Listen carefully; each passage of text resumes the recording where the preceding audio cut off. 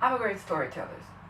It's a part of what I do for a living. I'm a life coach, and part of what I do is help tell people story to make them believe in certain things that will serve them to get to new goals in life. And today that's what I'm going to do. I'm going to tell you a few stories that I believe is true to make you believe that your life is really, really good and you should be very happy. So here we go. I want to first let you know why I'm a great storyteller. Well, the truth is, I'm a great storyteller because I said I'm a great storyteller. You see, I believe that I'm a great storyteller, and it doesn't really matter what you believe or what you're thinking right now. And I'll tell you why. Because, well, there's no reality. The reality we think isn't there. You see, many people come to me and they tell me a story. Tell me how their life is difficult, and how they blame their mother and their husband and their wife, and life is so difficult. And I tell them, all right, well, I heard your story. Is this story that you're telling me serve your goals in life? You told me those was your goal. Is this serving you? And they say, well, I don't know if it serves me, but it's the truth. Well, truth? I said, wait, like reality? This is the reality that you believe in? And he says, yeah, this is the reality, I believe it. This is all the evidence, this is the reality, so this is the reality. Well, there's no reality. I'm going to convince you now that there's no reality. Bear with me, alright? Bear with me. Now, you say that there is reality and it's very, very certain. So let's make a vote here. The color of my hair. What color is it? Look carefully. You see there's a little dark here and a little bright there. Two colors, what are they? Are they black, brown, yellow, golden? A little reddish, purple, blackish, brownish, dark brown, light black. You see, if I'll ask many people, I will get different answers. Now, which one of these is true? There's no way of telling, because colors are subjective. Even if there is a manual for hair colors, who says that the manual is right? Well, if someone in a hair academic decided that this is brown hair, does that make it absolute truth? If someone else would look at my hair and say, well, I think it's actually black and blonde, would that be right, or the manual be right? Who's right? We don't know. Colors are very subjective. Well, then you say, well, there are things that are objective. I know there are things that are objective, like science. Well, I'll let me tell you something about science. Science is based on mathematics. Science uses mathematics, like statistics and all that kind of things, to prove theories. Well, mathematics is based on assumptions, like the assumption that 1 is 1. Someone made that assumption, and you know how we prove that assumption? By using the same assumption. He says, well, 1 is 1, like if we take 1 and 1, it makes 2, so 1 is 1. I know, right? So how do we know if things are right? Mathematics, which proves science, is also an assumption. What if we don't know, and one day someone will find out that 1 is actually 1.5? I don't know, it could happen. Life is crazy. So, but I know, most of you say, well, this is the truth for now, alright, so, but the truth is, even science that is based on numbers is saying that, well, reality, well, the things we feel, the thing we eat, taste, the thing we taste, our senses, all of these things we say, well, the concrete truth, I can hold this, I can feel it, this is the truth. Well, scientists says that, well, this is not an absolute truth as well, because our brain is sealed inside our body, and the only way you can tell what is reality is by using our senses. And our brain is the most wonderful thing that, well, in order to function really, really quickly, it makes a lot of assumptions. Like, all these colors, illusions, or how you see, when I'm walking around without my glasses, well, I see a lot of familiar faces all of the time. Well, it's because my mind is saying, well, I don't recognize anything, so I'll make it look like someone who you recognize. So up until I realized I need glasses, I would walk around the street and go, hi! For a lot of people, I don't know. So our mind uses a lot of assumptions to make believe, or what we believe to be reality, and eventually our reality is the thing that reflects from our senses to our mind, which is, well, it's some combination or some version of some truth that we don't know what it is. So I believe there's no reality. And the reason I'm trying to convince you there's no reality as well, because it will get you very, very far in life. How, you say?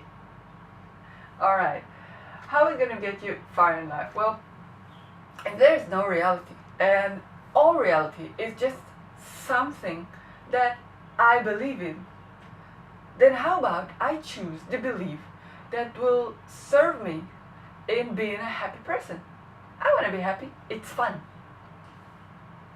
It's much nicer than being sad, gloom, and angry.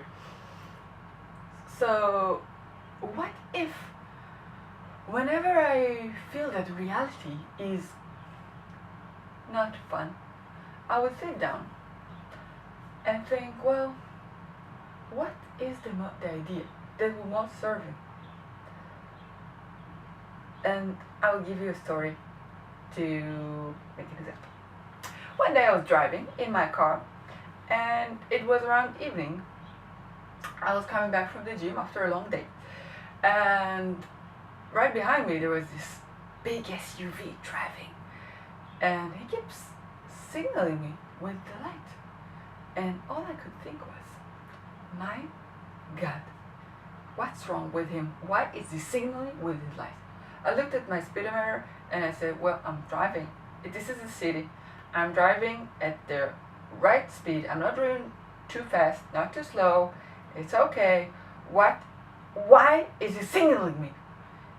This idiot. I got really angry at him. Really, really angry at him. And then I turned to my street and the SUV kept on driving. And as I turned up to my street, I realized that it turned to be very, very dark. Those of you who are very, very smart would realize that I was driving without lights. And he would tell me, get your light on, get your light on, get your light on. And I was just like, you're an idiot, you're an idiot, you're an idiot.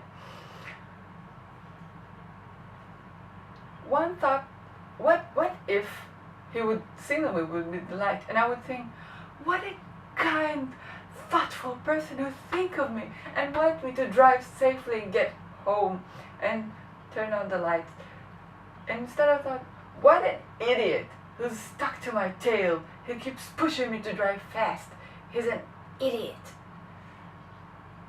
What thought would serve me better at life? What thought would make me a happier person?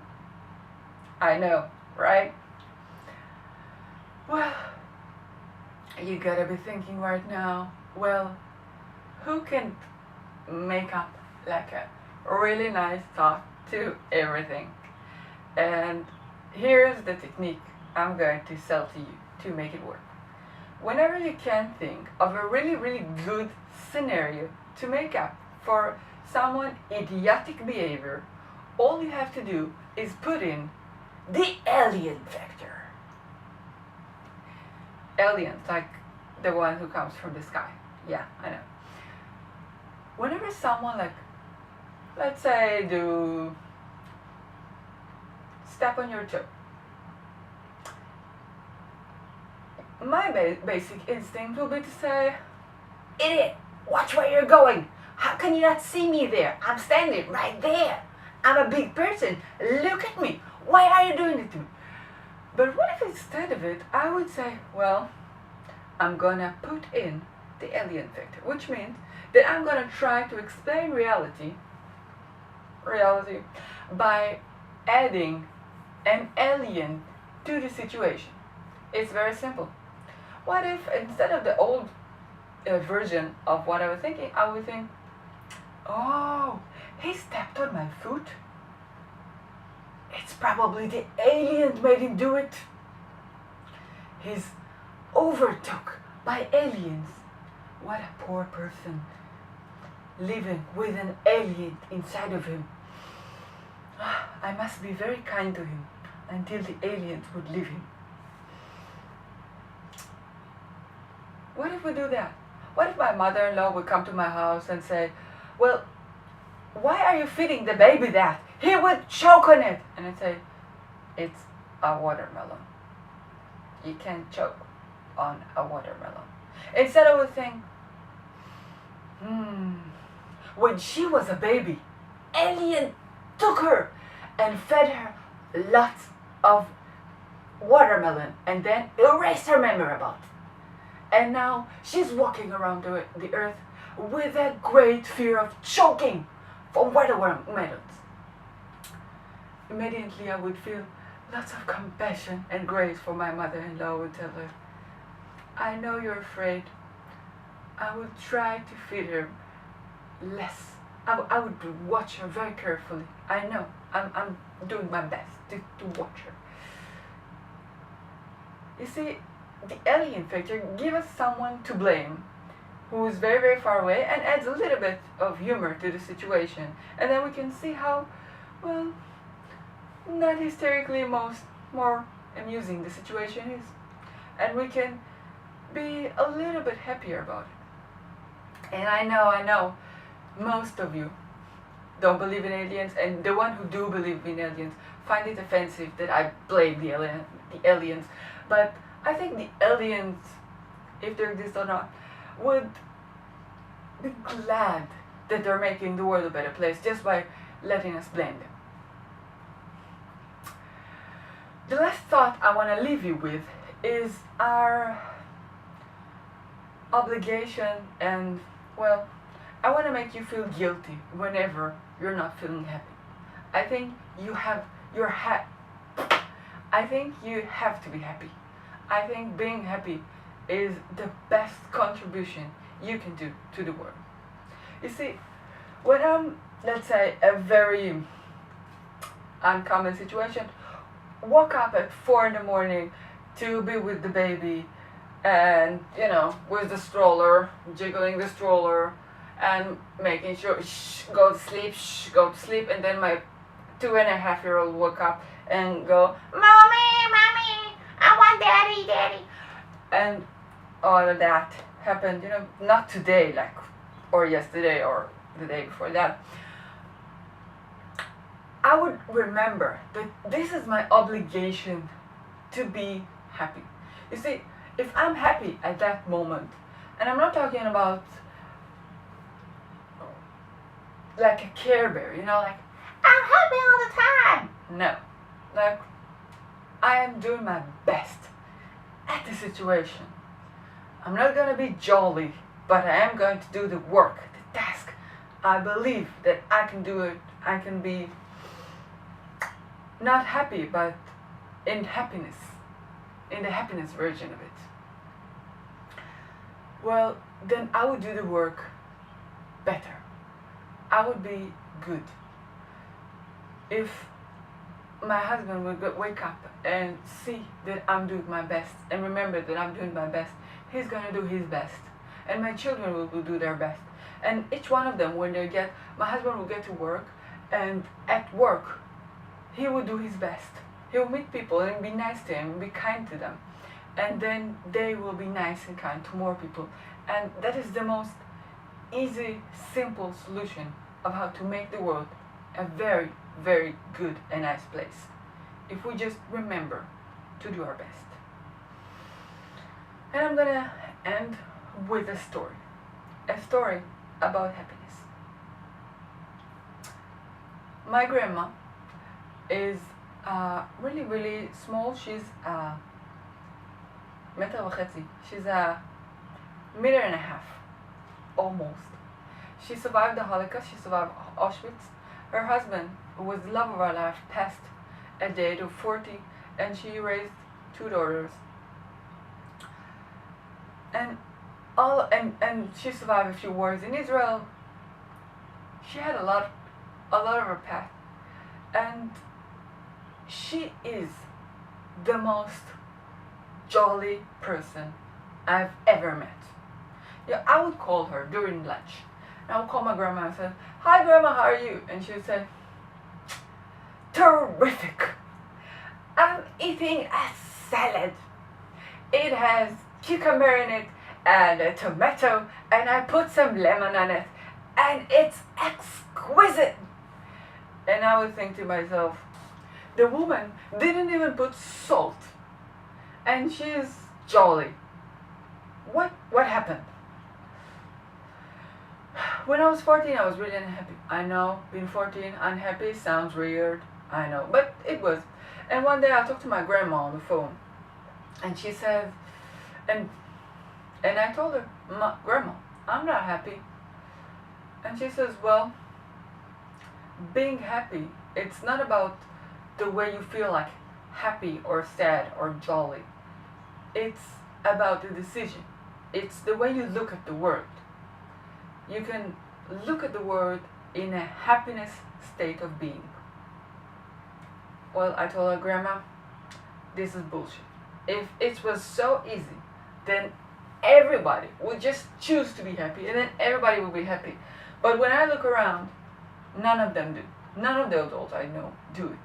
They don't choose to be happy. They don't look happy. They don't even look fulfilled." And she said, "Well, this is it. All you have to do to be happy is make a choice to be happy." And many years went by, too. And I was 16, and I just had a fight with someone, and I was going to work, I was babysitting, and I knew that if I would get to my babysitting sad and angry, it would be bad. Children sad and angry doesn't work together.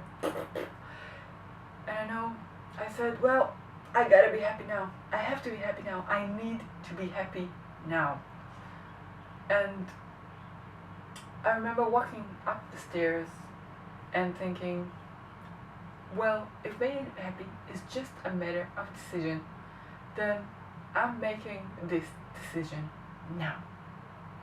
And by the end of the staircase, I wasn't happy in jolly kind of way. I was happy in the sense of, this is what I see in the world. Happiness. And this decision held for about 2 years of being happy. And after a while, I had a rough decision, and in the end, rough time, and in the end of it, I said, well, can I make the same choice again? And I did. I made it again.